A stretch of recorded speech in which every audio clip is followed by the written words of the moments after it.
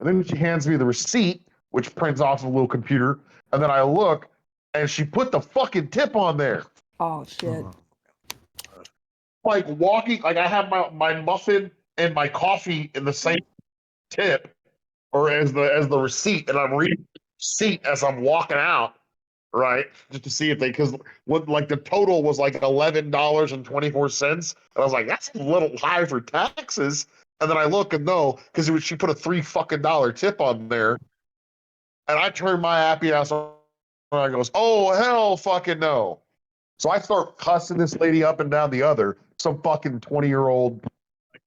One of those. I knew this bitch was nasty, just like in general, because she has one of those fucking septum piercings, like a goddamn bull, right? Right.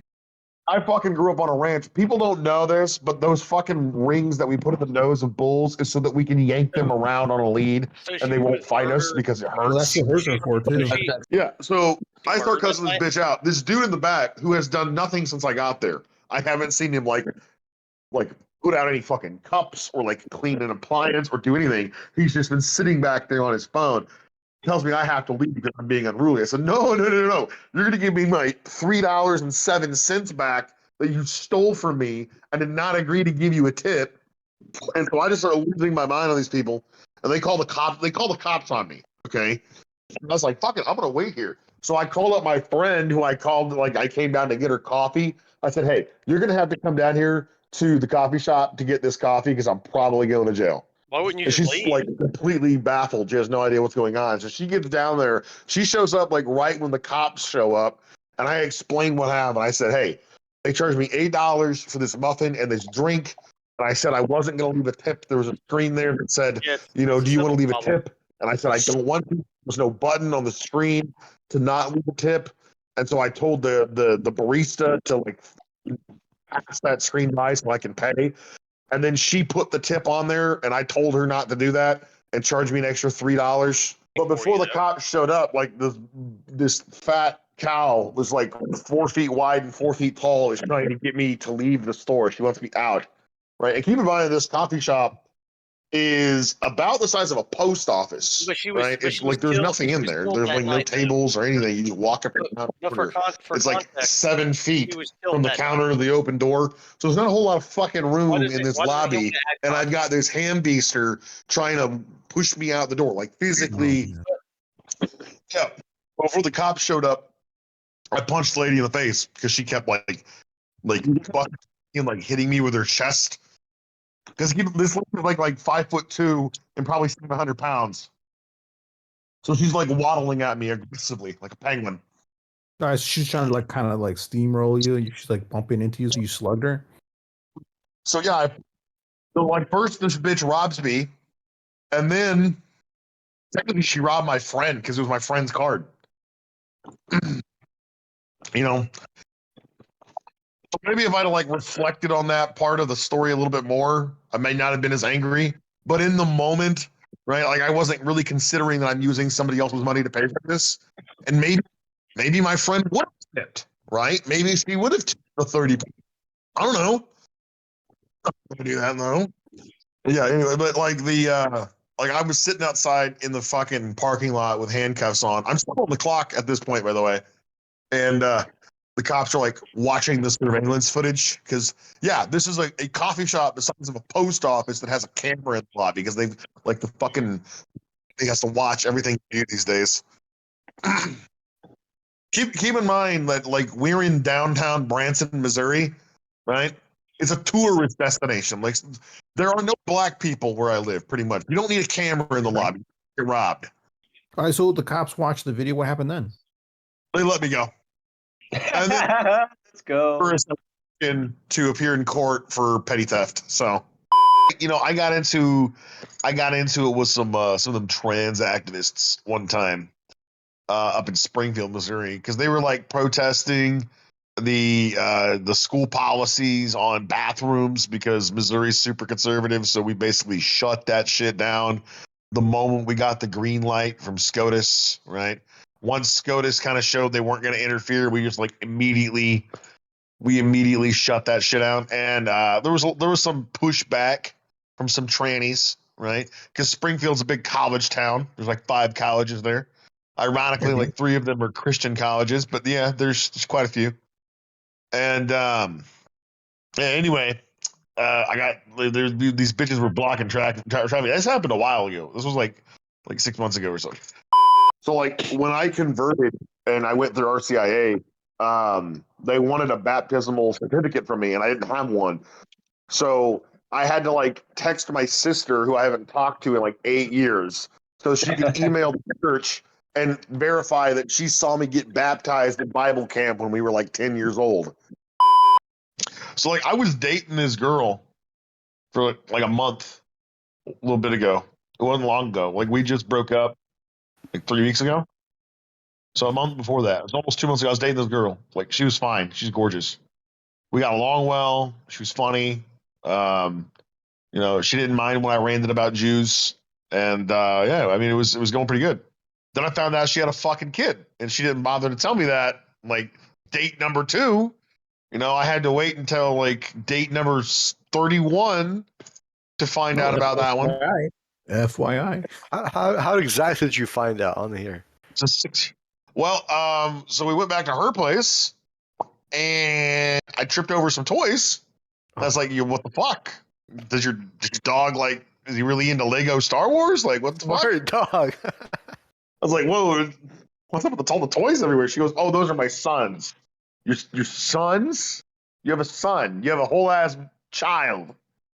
Like, this isn't like white girl speak for your dog, right? You're actually talking about a human child. Yup.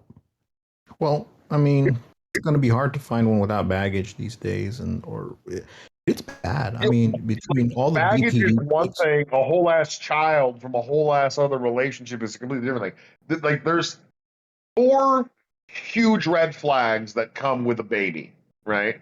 The first one is you're a single mother. That's always a red flag. The second is I am now going to have to constantly compete with another man for your attention for the rest of my life and your child's life if I continue to pursue a relationship. Yeah, Number 3, no. should I actually bite that bullet and I decide, right, to be a part of your family and, you know, accept, you know, your son is my own, and I actually, you know, against my instincts, develop a real bond with him, right, and like he's now my son.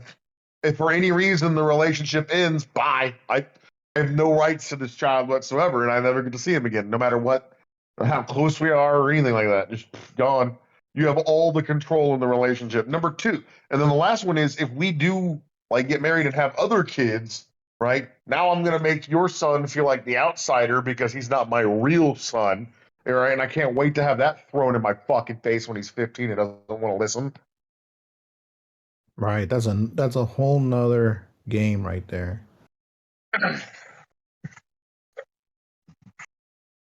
Yeah, like I immediately flashed to like every single worst case scenario. I was like, oh my god. And then I was like, okay, I'm gonna go home now. That's like a lot to drop on somebody. I don't know why you didn't tell me that. And then she gets offended that I'm upset about the situation. This is why I never tell anybody. You know, people always have this reaction. I was like, yeah, well, you know, that's your fault. Sounds like a skill issue. Right. Yeah, that should come up, I think, a lot earlier than the 31st date, in my opinion, you know. We had been dating for like 4 weeks at that point. Now I had never gone to her house, and she'd come to my apartment like a couple times, but only like in passing for us to pick something up or anything.